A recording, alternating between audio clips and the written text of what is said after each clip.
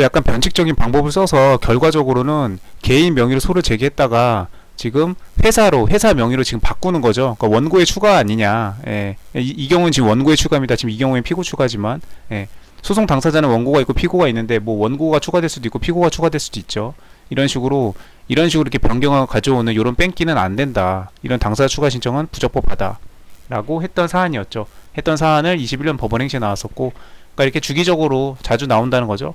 그리고 이 노무사 출제하시는 분도 뭐 교수님이 출제하셨는지 뭐 누가 출제했는지는 모르지만 현직 노무사가 했는지 뭐 모르지만 이렇게 당연히 기출들을 참고하죠. 그래서 최대 어느 정도 겹치지 않게 하면서도 이렇게 중요한 논점을 물어볼 수 있게 하는 거였죠.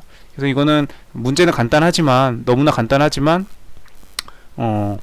이런 전반적인 내용들을 민법에 관한 지식, 연대 보증인이라는 게 대체 뭐냐, 예, 수도 없이 뭐 일반 사람들도 연대 보증이란 말을 한 번쯤 다 들어봤을 거예요. 뭐 채권 양도의 대항 요건 이런 거는 민법을 공부하지 않은 일반인들은 채권 양도라는 말 혹은 대항 요건 이런 말들을 들어볼 일이 없죠. 구상권도 좀 법에 대해서 어느 정도 상식이나 지식이 있지 않는 한은 구상권이란 말 자체를 구상권이 뭔지, 구상권은 가장 중요한 특성이 뭐죠? 내가 일단은 그 실질적인 변제, 실질적인 지출이 있고 나서 그리고 나서 청구할 수 있어요. 네, 그런 것들을 그런 구상권이라는 의미, 구상권이라는 단어 이런 식으로 그런 그 민법을 공부한 사람들한테는 너무나 당연한 거지만 일반인 입장에서는 그런 것들이 당연한 게 아니죠. 예, 모를 수도 있어요. 그런 식으로.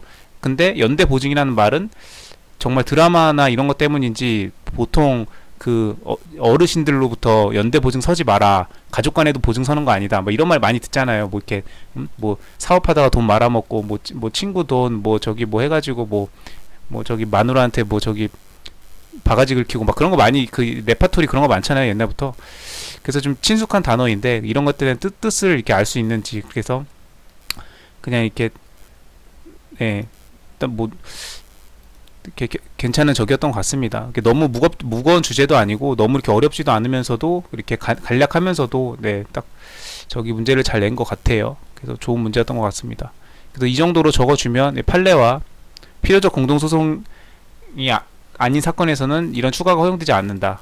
예, 그리고 필요적 공동인 경우에는 이렇게 민사소송법 68조, 70조, 예비적 소송의 경우에 70조고 이렇게 준용을 하는 거고, 예비적 소송이 아니었다면은 필수적 공동소송이 추가해가지고 고유 필수적 공동소송 등이 있죠.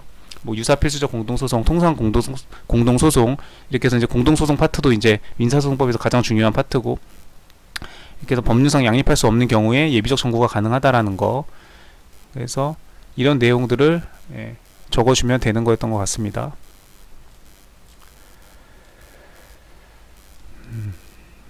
이 정도로 해서 넘어갈게요. 결론은 예비적 피고를 추가하는 것은 부적법하다. 네. 자, 그 다음 물음 2번.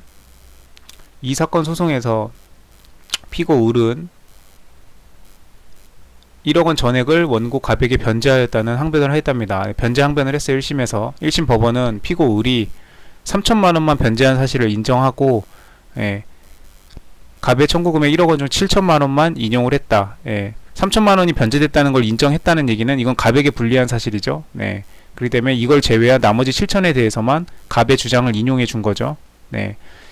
그렇기 때문에 이제 을은 7천만 원에 대해서 지급을 해줘야 될 의무가 발생하겠죠. 그리고 3천만 원은 법원에서 변제 사실이 인정이 됐기 때문에 이거는 이제 이중으로 갚을 필요가 없는 거죠. 그래서 3천에 대해서는 갚을 필요가 없게 된 거고, 자, 이때 이제 원고도 항소를 할 수가 있고 피고도 항소를 할 수가 있죠.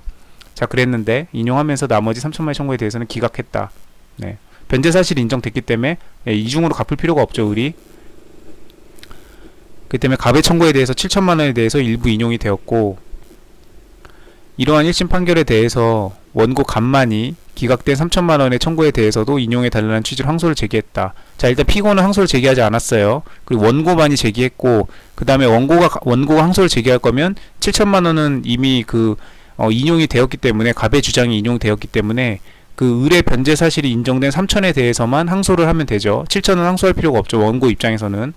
자, 그러면은 피고 입장에서는 항소를 안 했기 때문에 이 7천만 원에 대해서 지금 을의 입장에서는, 피고 을의 입장에서는 이 7천만 원이 받아들여지지 않았잖아요. 1억을 주장했으면 1억이 다 받아들여져야 되는데 3천만 원만 변제한 사실을 인정해주고 법원이 7천만 원은 인정을 안 해줬으니까, 이거는 오히려 갑의 주장을 인정해가지고 그럼 7천만 원을 지금 이제 지급을 해야 되는 상황인 거죠, 이 판결에 따르면.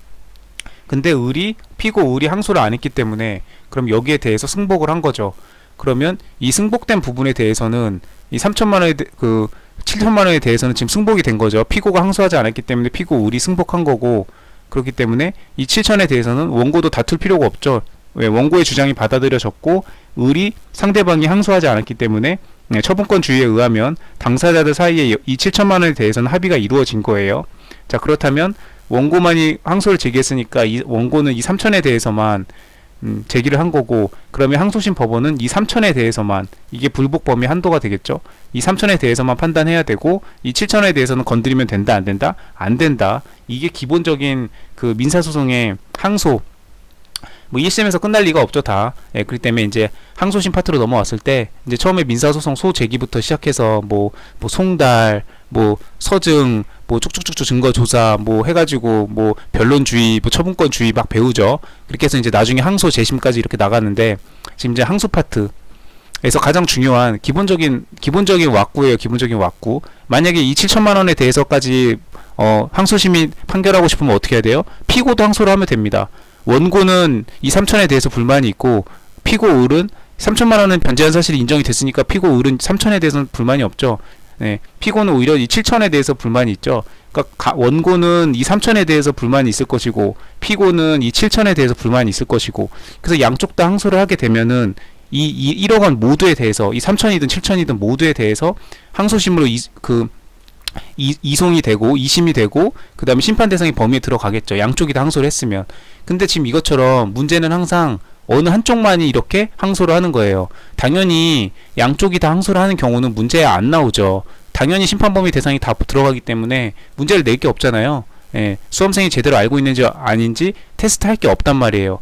그렇기 때문에 반드시 이렇게 원고만이 항소를 하든지 피고만이 항소를 한다, 이런 식으로 문제를 내고, 그 다음 이 민사소송에서의 항소는 당연히 형사소송으로 옮겨가서 형사소송에서도 마찬가지로 피고인과, 거기서는 원고 피고는 아니지만 피고인과 그 다음에 검사, 검사 측과 피고인에 이렇게 해서 양쪽이 다 항소하는 경우가 있고, 검사만이 항소하는 경우가 있고, 피고인만이 항소하는 경우 있고, 이게 민사소송과 형사소송을 구분하기 위해서 민사소송에서는 원고 피고라고 하고, 형사소송에서는 피고인, 그 다음에 검사라고 하죠. 네, 그렇게 해서 구분을 하고, 그래서 그 민사소송의 이 항소가 됐을 때 이 확정 차단이 되고 2심이 되는 범위와 상소 불가분의 원칙, 그 다음에 항소심의 심판 대상 범위가 어떻게 되는지, 그다음 불이익 변경 금지가 어떻게 적용이 될 건지, 이러한 것들이 민사소송과 형사소송이 거의 동일하게 적용이 된다. 다만 형사소송에서는 피고인의 권익을 보장하기 위해서 약간 그 형사소송의 특수성에 따라서 이제 좀 약간 다른 부분이 있고, 그것만 추가적으로 공부를 해주면 되고,